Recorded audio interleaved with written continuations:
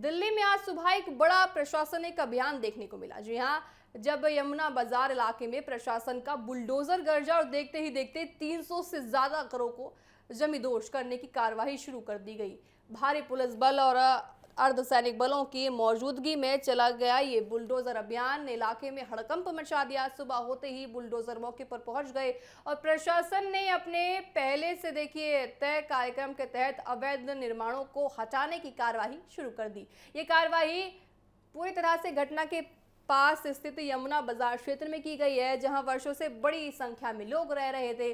प्रशासन का कहना था कि यह इलाका बाढ़ प्रभावित क्षेत्र में आता है और यहाँ बने मकान लोगों की सुरक्षा के लिए खतरा पैदा कर सकते हैं। वहीं देखिए स्थानीय लोगों का ये कहना है कि वे कई पीढ़ियों से यहाँ रह रहे हैं और उनके पास रहने के अलावा और कोई दूसरा यहाँ से कोई रास्ता नहीं है।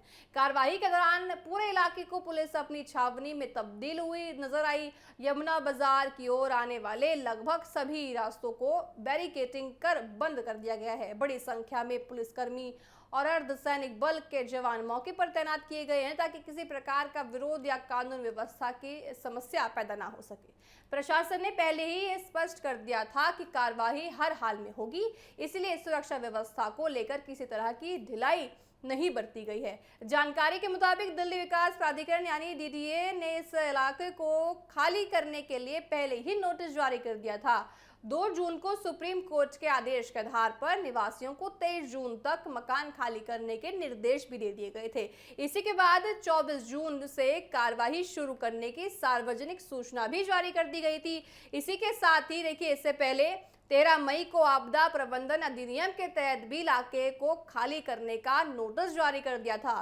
प्रशासन का कहना है कि यमुना के किनारे बसे इस क्षेत्र में हर साल बाढ़ का खतरा बना रहता है। बरसात के मौसम में जलभराव और बाढ़ के कारण जान माल का नुकसान होने की आशंका ज्यादा बन जाती है। इसी वजह से लंबे समय से ये अतिक्रमण हटाने और क्षेत्र को खाली करने का जो है प्रतिक्रिया दी जा रही थी और सुझाव दिए जा रहे थे।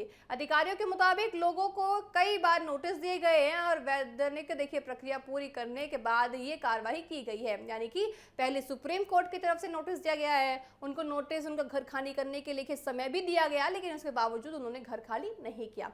दूसरी ओर स्थानीय निवासियों का कहना है कि उनके परिवार दशकों से यहाँ रह रहे हैं, पीढ़ियों से यहाँ रह रहे हैं। कई लोगों ने दावा किया है कि उनके माता पिता दादा दादी भी इसी इलाके में रहते थे। लोगों का आरोप है कि उन्हें पर्याप्त वैकल्पिक व्यवस्था नहीं दी गई है और अचानक उनके सिर से छत छीन ली गई है। कई परिवारों ने बताया कि अदालत भी वो गए और साथ ही राहत की उम्मीद भी की थी, लेकिन उन्हें कोई राहत अदालत की तरफ से नहीं मिली है। बुलडोजर कार्रवाई के दौरान कई भावुक दृश्य भी देखने को मिले। लोग अपने घरों से सामान निकालते हुए नजर आए। महिलाएं, बुजुर्ग और बच्चों में चिंता और असुरक्षा का माहौल भी देखने को मिला। कई परिवारों ने कहा कि उनके सामने अब सबसे बड़ा सवाल यही है कि वह आगे कहां जाएंगे और अपने बच्चों का भविष्य कैसे सुरक्षित करेंगे।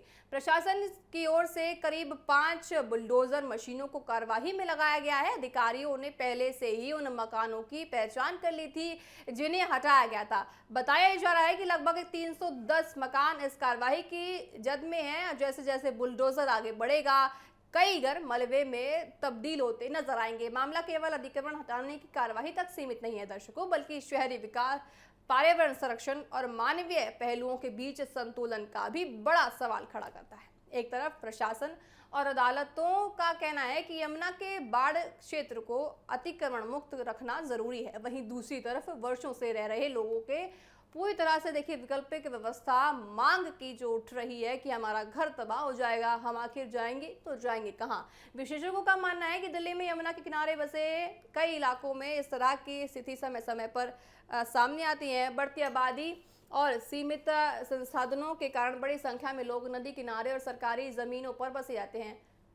बाद में जब पर्यावरण संरक्षण का सुरक्षा कारणों से कार्यवाही की गई तो सामाजिक और मानवीय चुनौतियां भी सामने आई। तो देखिए कुल मिलाकर कहा जा सकता है कि यमुना बाजार में प्रशासन की कार्यवाही जारी है। पूरे इलाके में सुरक्षा के कड़े इंतजाम कर दिए गए हैं। प्रशासन का कहना है कि अदालत के निर्देशों और निर्धारित प्रक्रिया के चलते ही ये जो कार्यवाही की गई है, वहीं प्रभावित परिवारों की चिंता अभी भी सामने आ रही है। देखा जाएगा कि वो जो परिवार है उनको कहाँ रहने का निवास मिलता है, वो कहाँ जाते हैं और आगे की कार्यवाही जो है क्या कुछ होती है।